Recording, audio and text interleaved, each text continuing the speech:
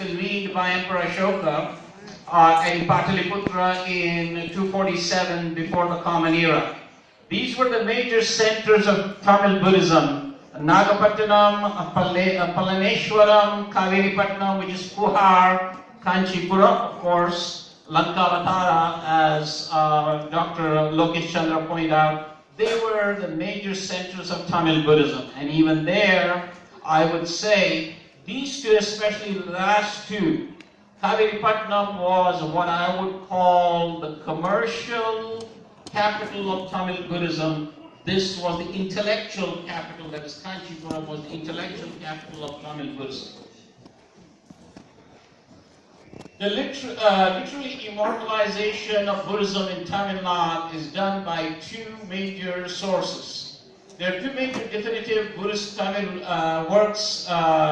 Buddhist works in Tamil that have immortalized Buddhism in the Tamil country. The first is an epic and is complete in 30 cantos. This is the Manimekalai, a sequence to another Tamil epic, the Silappatikaram, which is a Jain work. So first we had a Jain work and followed by the Buddhist work Manimekalai. It's interesting to see how that connection came about, but that's something that we will go into a little bit. So there's the second work, besides the Manimekalai, is the Tamil Buddhist work Kundalakeshi. This work is not extant and is known only through fragments in other works. Only 19 out of the 99 verses have been recovered from the second work, so it's incomplete. All right.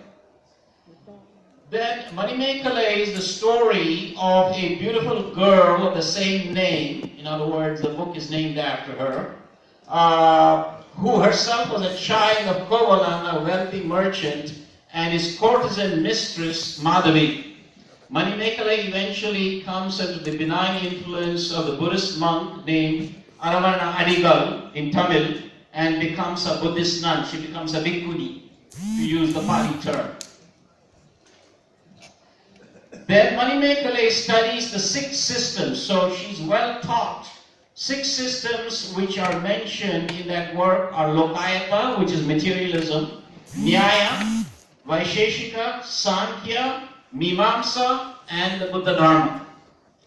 It's interesting to note that the epic does not include either Jainism or Vedanta in the above list, and ironically, they are the two ones that survived in India, Jainism and Vedanta. So none of the other previous ones, though they existed at one point in time, eventually died out. The epic, the Manimekalai again further, the epic is a stern critic of Jainism. So in the Tamil country, Jainism and Buddhism were at odds with each other, constantly having this quarrel. And that's why this business about the Silappatikaram being the prequel to the Manimekalai, or the Manimekalai being the sequel to the Silappatikaram, is itself interesting. Probably there was at some point in time a brief compromise between the two traditions in the Tamil country.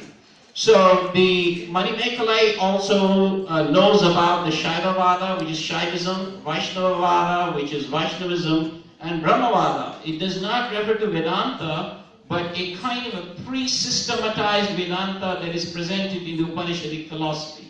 So that is what you find there by the term Brahmavada, sort of a pre-systematic, unsynthesized form of Vedanta.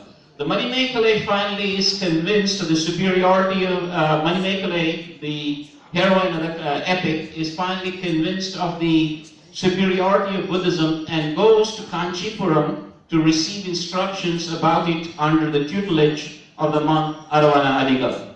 In fact, if you look at the Manimekalai, it's 3 things altogether. One, it reads like a kind of a lusty sex novel, initially to begin with, and then suddenly transforms into something like, am I reading Aristotle and Plato? So highly philosophical, and then a little bit of Harry Potter is thrown in, so a little magic also. So it's a combination of all 3.